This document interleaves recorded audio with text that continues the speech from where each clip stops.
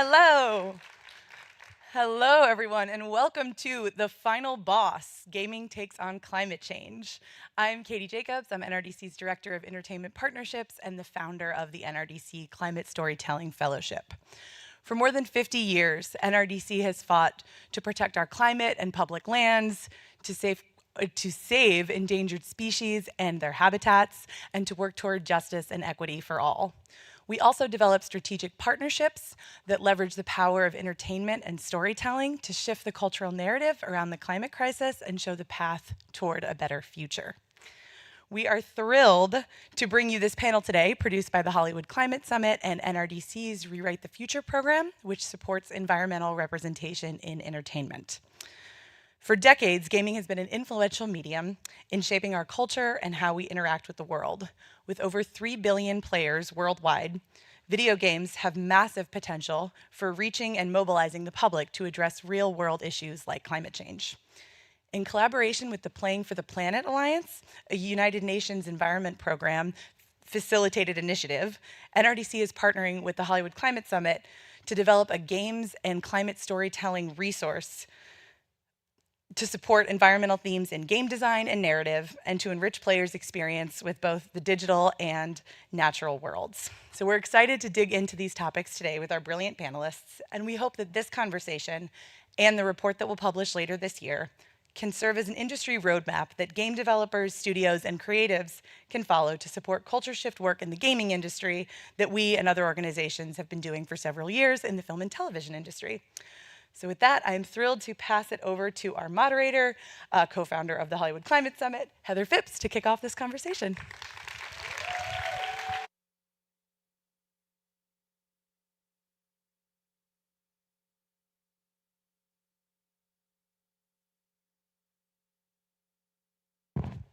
Awesome. Hi, everyone. Thanks for coming out. Appreciate it. Good to see you. Yeah. Let's give it up for our panelists.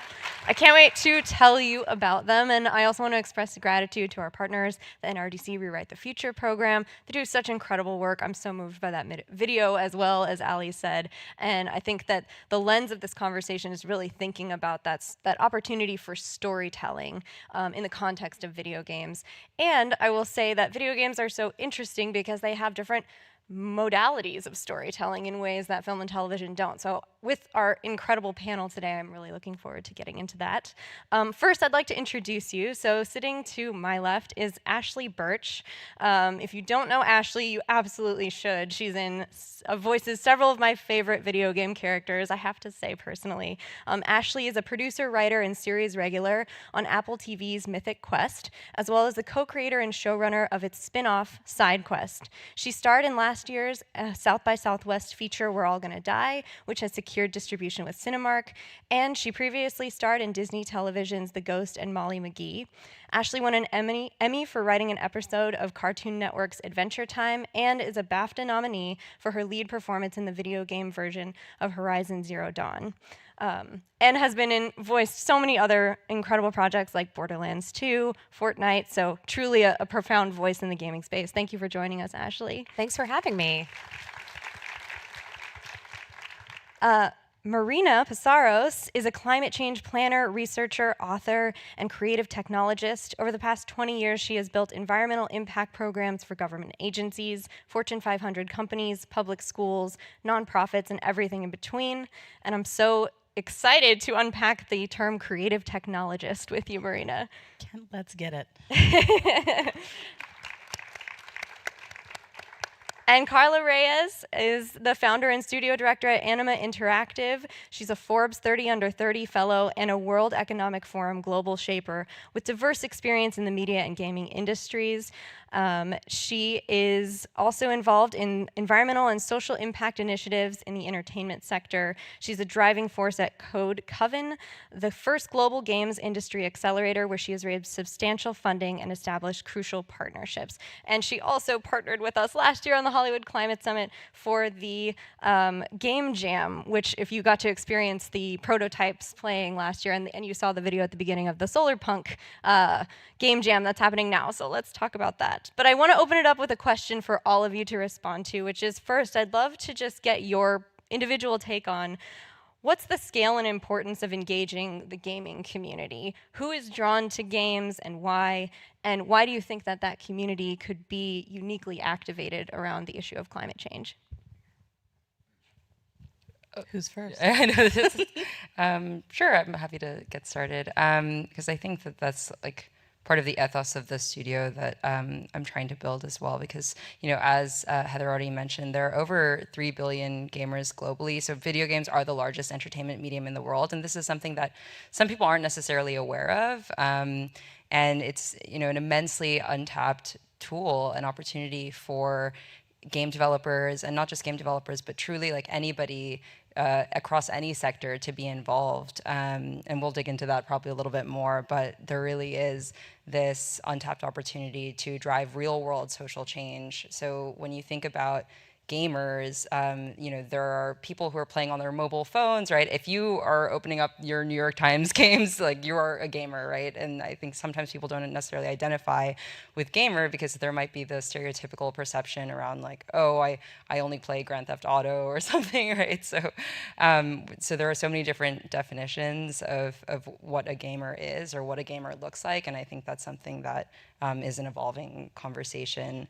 But yeah, I think everybody is invited to the table when we're talking about that. And one of the things with games specifically that I really value is that the community and the audiences can actually participate in the development of games, right? Because they're not finite experiences. Often games are live or can make updates. And so game developers are really now focused on community building and listening to their audiences. And audiences can actually shape some of the content that is being created and updated in video games. So that's one of the more powerful pieces, I think. Yeah, I can pick up on that too. What I think is unique and what gets me really excited is when you, unlike sports or film, where you're primarily ingesting what's being delivered to you, with games, you are part of you're really driving what's happening in that game. You're in control of your experience, and you expect that when you play, you're going to be changing the outcomes. And you put your own experience and what you need to learn and what you need to vanquish right, it's right in there. It's what you're doing. It's why you play, is to gain mastery, learn new skills, feel a sense of accomplishment. And that's exactly what we need with climate change. We need people to be at the center of their own experience, feeling like they're empowered to do things and understanding where their levers are, where they can actually drive change. That was what I was going to say. Haha. Nowhere near as articulately. Yeah, I think that is the sort of unique thing about games as a medium, is that by virtue of the fact that it is a game, you are participating in the storytelling. And I think that has the possibility to have more impact or more lasting impact on the player than potentially a more inactive medium like TV or film, which is not to dismiss their impact, but there is a very specific experience when you're engaging with a game as a player that creates opportunities for conversations like this that would have a different impact than other forms of media. Absolutely. And Marina, you recently, well, not super recently, but your research is at the intersection of gaming and climate. You led a research initiative with Yale and Unity that examined the question of what gamers feel about climate change. Could you share some of the insights that you learned from that study? Yeah, and I realized that it would have been really relevant for me to mention to this group and in my bio that I was the head of climate and sustainability for Unity Technologies, the game engine, which is how I've gotten to some of this, so there we go. Doing it now. So this project with Yale came out of my own reality as a gamer, where I would play, and I feel like so many people have this perception of gamers that it's like some like incel teenage boy like slumped over his console like playing a first-person shooter for days on end, which is definitely part of the beautiful giant tent of gaming for sure, but it's not all of it. And so I thought, how do we do some myth busting around this? So we partnered with Yale's Center for Climate Change Communications and did a Gen Pop survey, so all of the general U.S. population, and looked at what the differences were between people who identified as gamers and those who did not. And there was a bunch of really interesting results that came out of that, most of which I can't remember right now, so which is why I also have a little piece of paper with me. I wanted to pull out 3 of them because I think it's relevant for you folks here. And the first one is that players, people who identified as game players versus Gen Pop felt like they were more worried about climate change, they were more interested in getting information about climate change, and they were sort of more educated about it. The second thing that was a difference that I thought was really exciting was that they were more hopeful. And this I'm still kind of trying to figure out why that is, but we asked gamers, or we asked everyone in the survey, do you think that we will be able to solve this in your lifetime? What are going to be solutions? And gamers were actually more hopeful. I kind of think that it might be because of what we mentioned. We all talked about gamers being like having a real sense of agency over a large part of their experience, which is when they play. And then the third thing that was really exciting to me was that gamers also showed more willingness to act. So we asked everyone a whole bunch of questions. Would you be willing to, donate money, spend time doing something, change your behavior, change your consumerism, take direct action, and gamers were more likely to say that they would be willing to do that. Obviously the next level of the study is to go back and see whether or not they actually do that, but at least gamers felt like they would be more into doing that. So, and actually speaking of that, I just talked to our collaborators at Yale the other day, and we're looking to do a next iteration of this research, and I would like to actually go back and see whether or not people's anticipated what they think they'll do matches what they actually do. So come chat with me sometime about that, because I'm very interested in it. And I guess since I have the mic, I'll just keep going for a minute. I think the thing that is really relevant to folks here is, that audience or those folks are already like primed, they're interested in content, and so we don't have to like tiptoe around and like sideways it in. We can just like get out there and tell the stories and show the futures that we want and all the things that the awesome video expressed more awesomely. Karla and I were like, oh my God, they have to stop playing this video. It's all the things we wanted to say. But those features of, hope and positive stories are something that I think that all of you could be able to provide. Thank you for saying that. It's so important for people to know. We say audiences, but gamers, audiences, players are hungry for this. They're ready, and it will be well received. It's not something that we have to tiptoe around, as you said, or break the ice. And I think there are some incredible examples we'll get into that have already done that. Karla, I'd love to hear from you that Anima Interactive recently partnered with Trevor Noah's Day Zero Productions and CineReach to launch a climate-themed video game competition this past Earth Day. Could you share a little bit about what your hopes are for engaging both the gaming community but also the storytelling community that's here in competitions like that?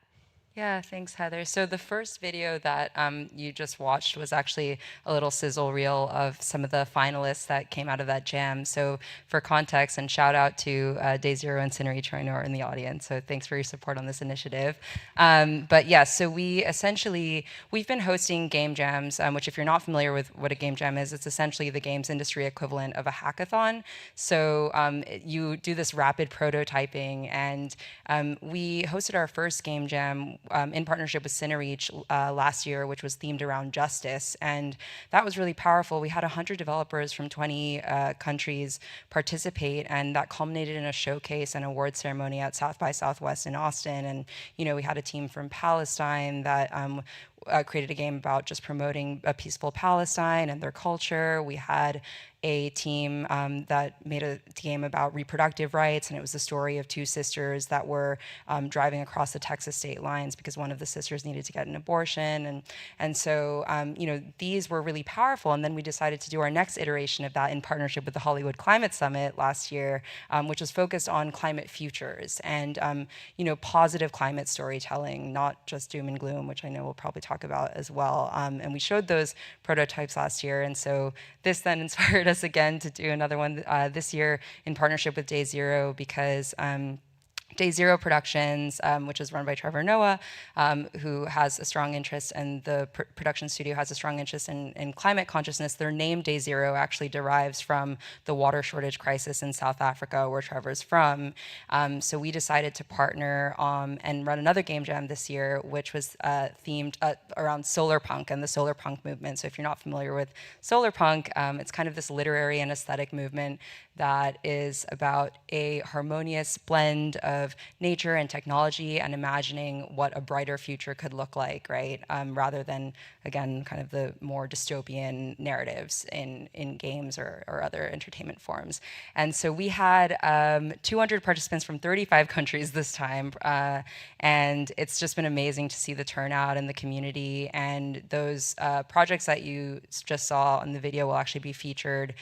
This week is the Summer Games Fest, for those who are familiar, and they've actually now just launched a Green Games Showcase. So it's an entire showcase as part of the Summer Games Fest that's dedicated to green games and highlighting all of these wonderful projects that are coming out from this ecosystem that are focused on, positive climate stories. So sorry, I know that was a very long-winded explanation, but yeah, hopefully you can check it out. That's happening on June 7th at 1 p.m. and it's on YouTube and all of that too. So definitely worth checking out. Yeah, it is awesome. And Karla, just so folks in the room feel invited, could you just share really quickly, the collaborations that you saw happen last year between people, I guess people to feel invited that weren't just game designers or steeped in gaming? Yes, that's actually really critical. Thanks, Heather.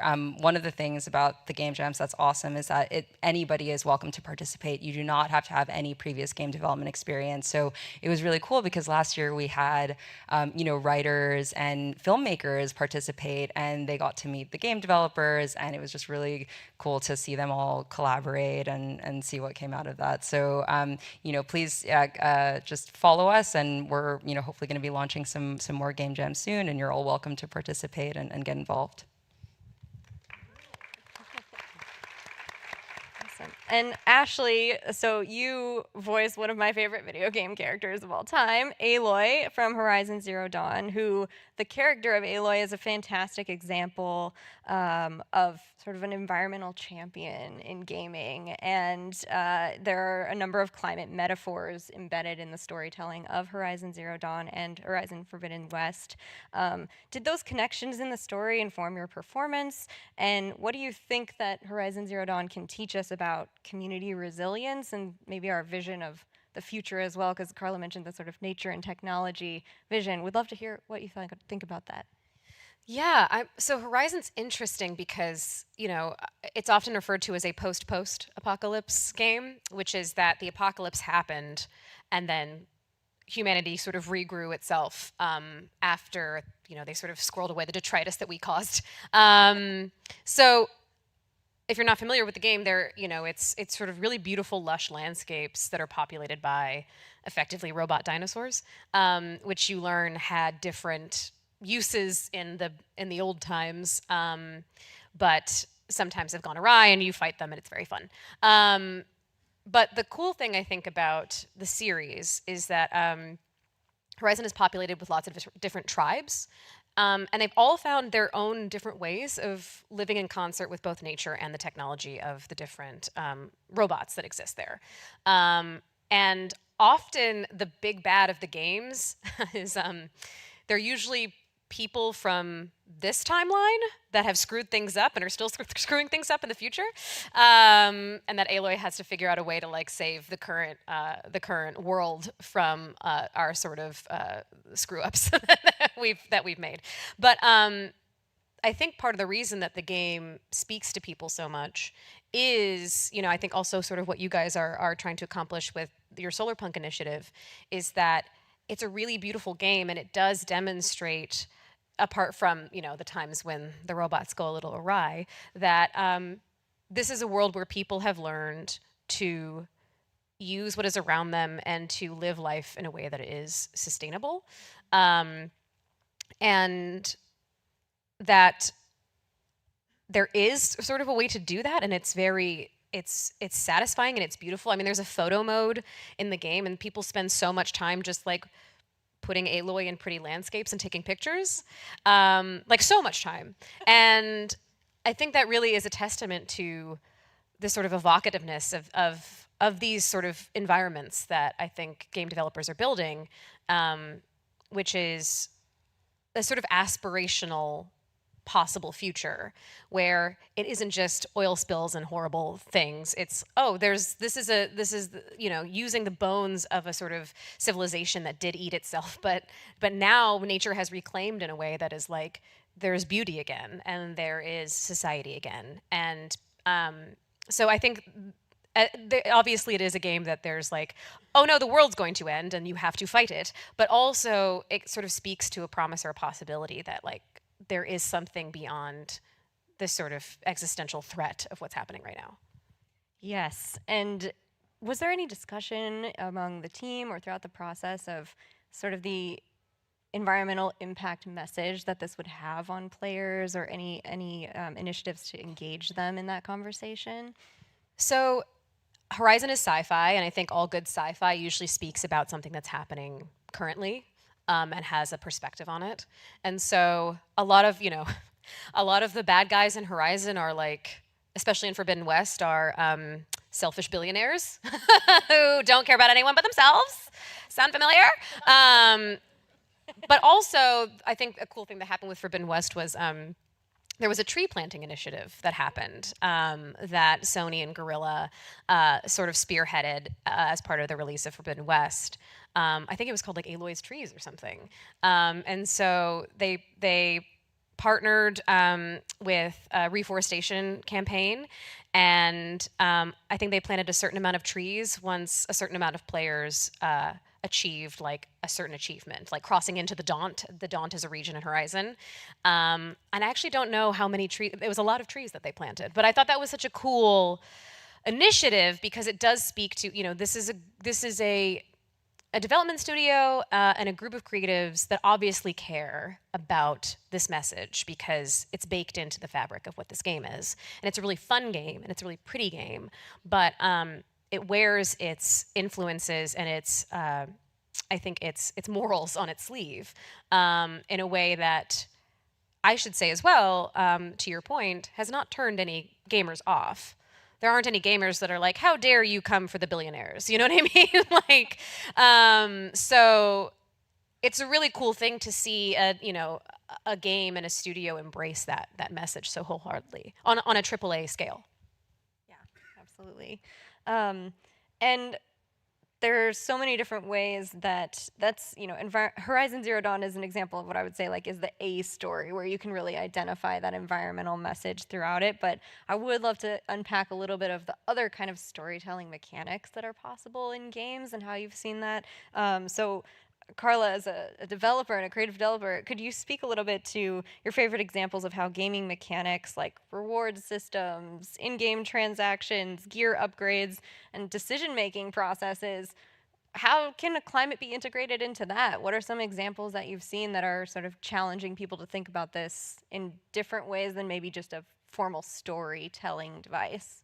Yeah, I think the mechanics piece is the one that I think is really sets games apart from maybe other forms of storytelling.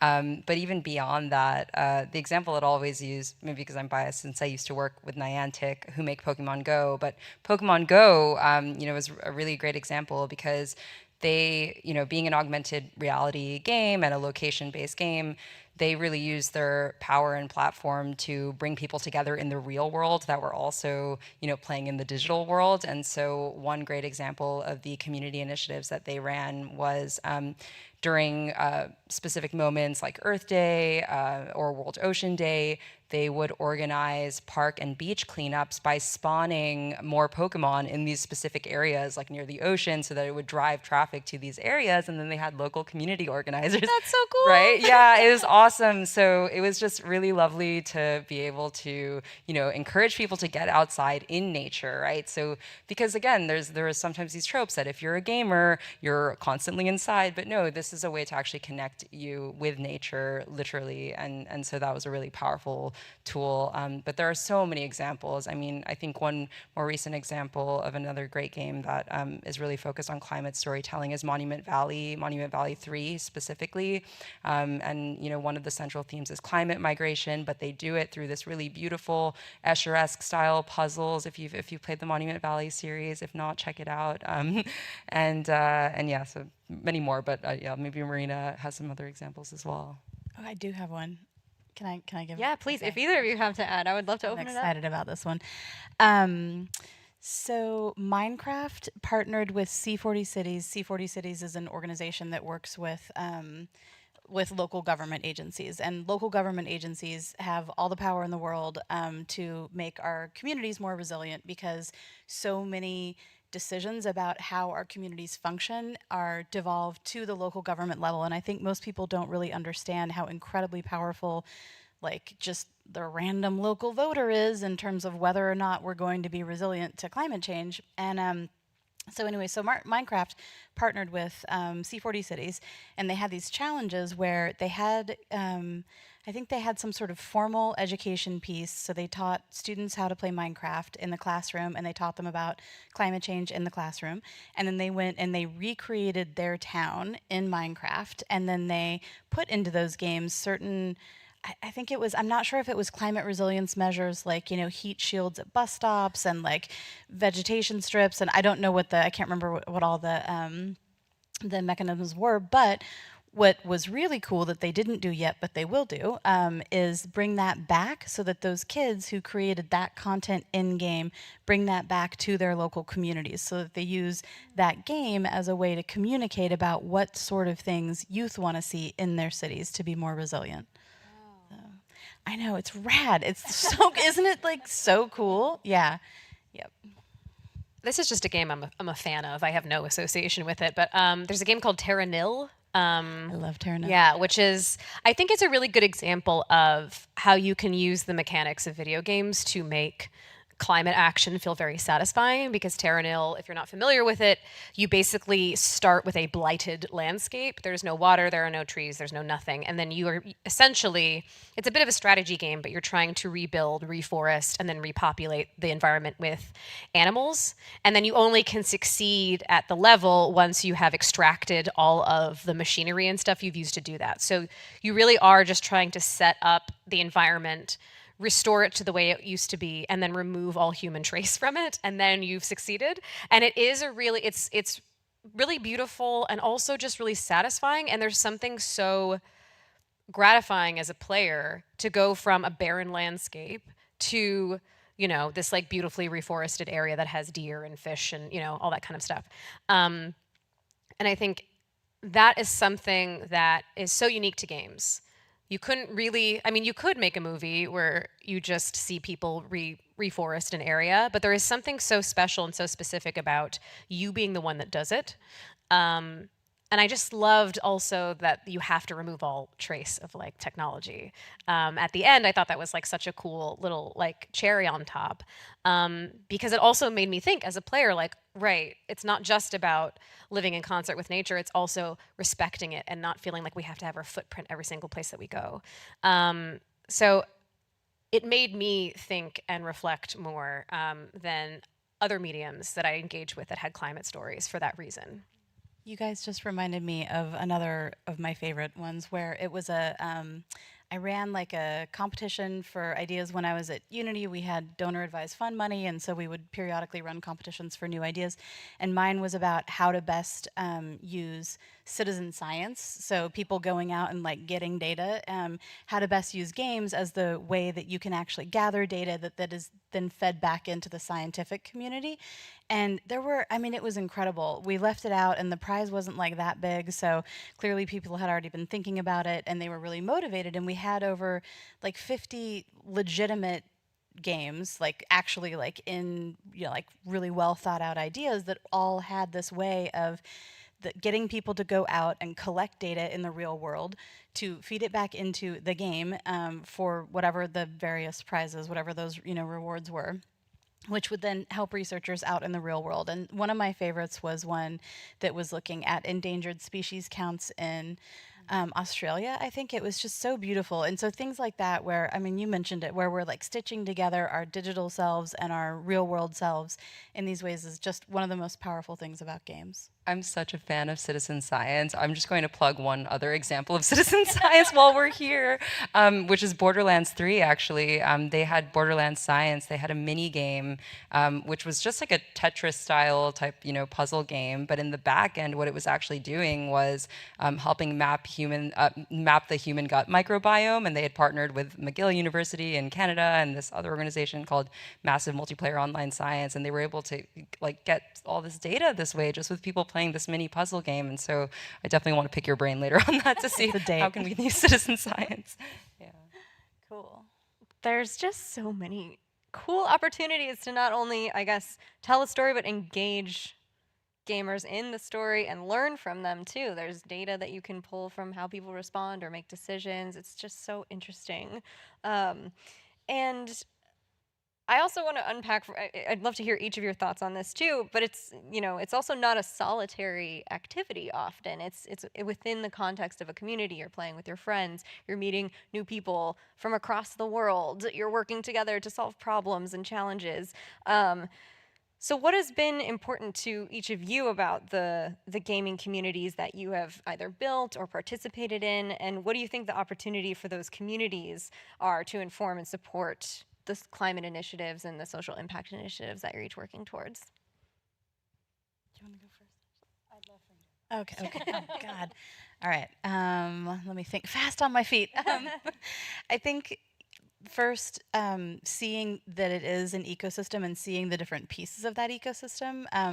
We did a little project to actually do an ecosystem map of a game universe, right? So there's a game that you play, and that is fine. But then there is also like the Twitch stream that you watch, and the YouTubers that you watch, and your Discord that you get your DLCs from, like all info about your DLCs, all of these different parts of that ecosystem. And it acts in planning, in the world of like planning, it's called a third space, right? So it's somewhere that's not work and it's not home. It's a third place where you can go and relax and recreate and talk with your friends. And so that games and the whole ecosystem within a gamer community is a third space where I think it is possible to speak authentically about climate change, and even more so than like inserting oneself with a climate message, to support that community in speaking with each other about whatever the climate, environment, biodiversity topic is at hand. Yeah, I think just echoing off of that, for example, with the community that we've built around the game jams, it was just so awesome to see all of the exchange. And I didn't mention that actually CineReach had produced a narrative toolkit that we shared with the participants ahead of the jam, which was informed by a lot of climate research and partnerships with Good Energy, who focus on climate storytelling. I know have done a lot with the HCS as well. And so there was so much just ideas being exchanged and support and collaboration that I think this jam actually has like pushed the solar punk movement ahead a little bit in a way, because it's still a pretty nascent movement. So that was really cool to see. And then just going again off of what Marina was saying with the different like nodes and in the broader ecosystem, with the project that we're developing at Anima, it focuses on migration, but it has a strong impact focus. And it follows the journeys of migrants and asylum seekers on their way to cross the US-Mexico border, which is obviously a very heavy topic. But our goal is to foster greater awareness and empathy around this issue, which is not covered well in mainstream media, especially now, right? And combat a lot of the myths around this. And so one of the ways that we're looking to drive real-world impact, well, firstly on the research and development side, like we are working very closely with impacted communities. So I've been going down to the borderlands, walking along the trails, conducting interviews with migrants and asylum seekers in migrant shelters along the borderlands.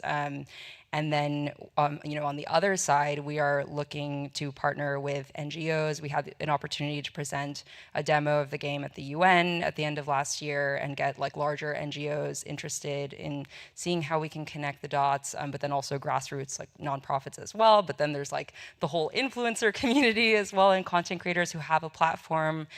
So one example around, we're looking and hoping to use the game as a tool for civic engagement, come the next election. And one strong example of this in games was that during the 2020 election, this US presidential election, AOC streamed the game Among Us, and she was able to galvanize thousands of youth to vote this way. And so it's really powerful just to see these different ways that you can kind of connect the dots and different nodes and everybody that's involved, right? Impacted individuals of like the intersectionality of different issues, plus like people who have the influence and power. And so yeah, it's an ambitious project, but I think these are the things that we should be thinking about and exploring with this type of platform and in any entertainment medium that has this reach. You guys are so cool. I think, yes, please clap for them. It's so cool. I think the interesting thing about Aloy specifically as a character is that she's an aspirational figure. I see her as an aspirational figure. And so it's interesting to see in the community the people that really respond to that character. And, cosplay is a big part of games. So when people love a character, they will dress up like her. You have the hair, by the way, if you ever wanted to. But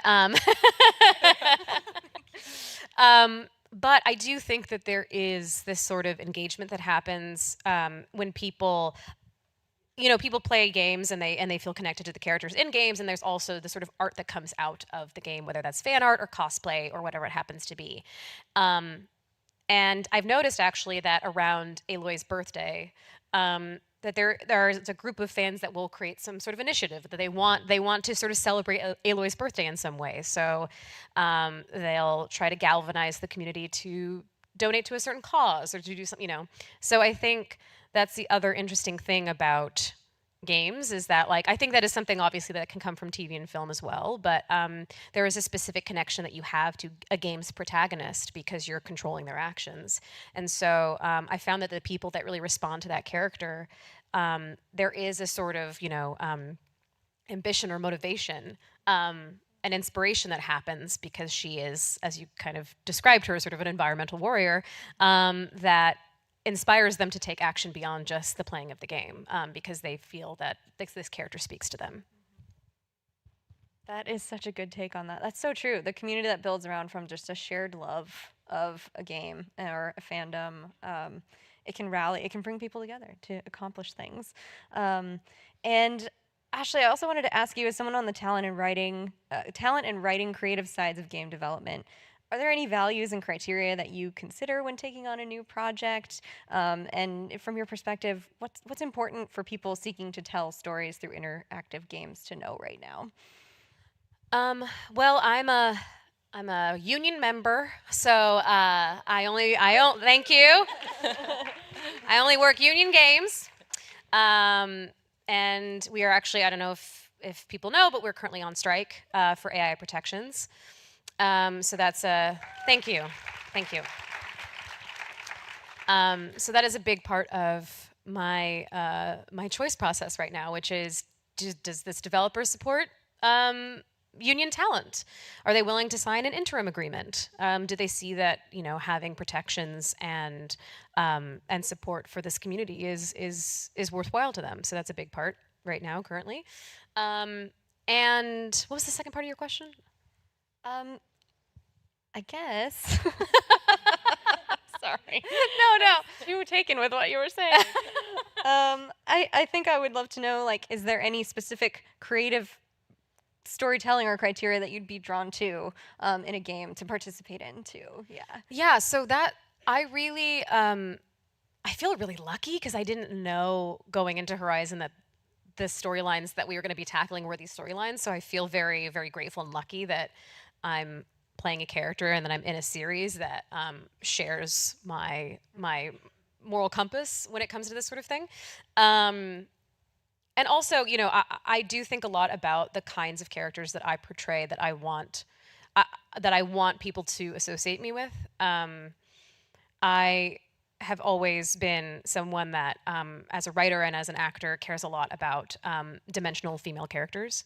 And so that is a big part of the creative that I am drawn to is this a multifaceted person? Are they avoiding stereotypes and archetypes? And so that's a big part of it. But yeah, I do feel very lucky that I have that in Aloy, and also that there is this really strong climate message. And the writing is so fun in Horizon as well, because the sort of bad guys of the second game, as I intimated, are all very wealthy, like immortals. And so there's a really fun, interesting tension there, and also that pulls so directly from what's happening in the real world. So now at this point in my career, I really am drawn to more complex storytelling, and I think sometimes people don't realize that games can do that. I think a lot of friends that I have that don't play games, they still think it's Tetris. It's a lot farther than Tetris now. And so games like The Last of Us or Horizon that have these very complex storylines, complex characters, that's the sort of thing that I'm definitely drawn to at this point in my career. I love that. Thank you. And I'm going to cheat with this last question because time is coming up, but I'm going to combine them. So I would love to hear from each of you. Why do you think that the environmental issues that we're facing should be a top priority for the game industry or people that play games? And please tell us what's coming up next for you that we can follow, and that this room can follow your work. So I'd love to start with you, Karla. Sure, yeah. This was actually something I learned when we were doing a partnership and collaboration with UNIP. You mentioned the Playing for the Planet Alliance. So the folks at the UN Environment Program, they say that climate, underpins everything. And if you don't address climate change first, then you can't address the rest of the, pyramid of issues that exist. And these are across like everything, whether it be like gender and racial equality, et cetera, anything that has to do with our society. And so it's inevitable. This is our planet. We must protect our planet first and foremost. And so that always resonated with me because transparently, like it wasn't necessarily the social issue that I was living and breathing most. I thought a lot about my own identity and the way I move through the world, and a lot of it had to do with maybe gender equality or racial equality, right? As a woman of color. But now I see why obviously climate is at the forefront. And then just quickly, I already spoiled the game that is the project that we're developing that is coming next, on Anima. But it's called Take Us North, and we're showcasing at the Tribeca Festival next week. So I don't know if anybody here will be there. Just shameless plug. But we are launching a Kickstarter as well. And so, yeah, please do check us out if you're interested in learning more about the stories of migrants and asylum seekers. It's very topical, very relevant. Yes, I'll pass the mic. Okay, I'm aware of how little time we have, so I'm just going to say +1 to what you said about why games are important, all the things, because I want to hear what you have going on. So what's coming up for me is the paperback edition of my book, The Atlas of Disappearing Places, is coming out in September. I'm very excited. And I am launching an audio project called Earthworks, which is about creatives who are using their creative medium to talk about climate change.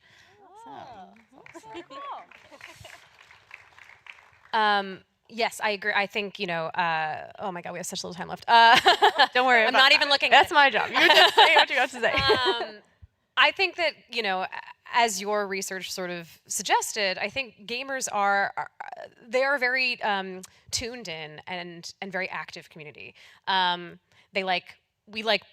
don't want to say they, I am also a gamer. Problem solving, puzzle solving, difficult, challenging tasks. If any of you have played Dwarf Fortress or know what that is, that's our crew. Those are gamers, right? So I think that this is not only an issue that everyone needs to be concerned about, but that gamers are uniquely equipped to handle because we like challenges. Our hobby is to torture ourselves with roguelikes and extremely complicated puzzle games. So we have the capacity. And as for what I'm working on, I'm going to release very, very soon a show that I have been, trying to make for like 10 years called I'm Happy You're Here, which is a comedy mental health show made for adults. I'm putting it out on YouTube, and I just want people to be able to access it and watch it if they need it. So it is very much motivated by my own struggles with, oh, there it is. Hey, look at that. My own struggles with mental health. I have an anxiety disorder and OCD. And so the first episode is about anxiety. And I'm just really excited for you guys to see it. Yeah. Well, thank you all so much. This was such a wonderful conversation. Thank you, and thank you all, and we'll see you out there. Thanks. Thank you.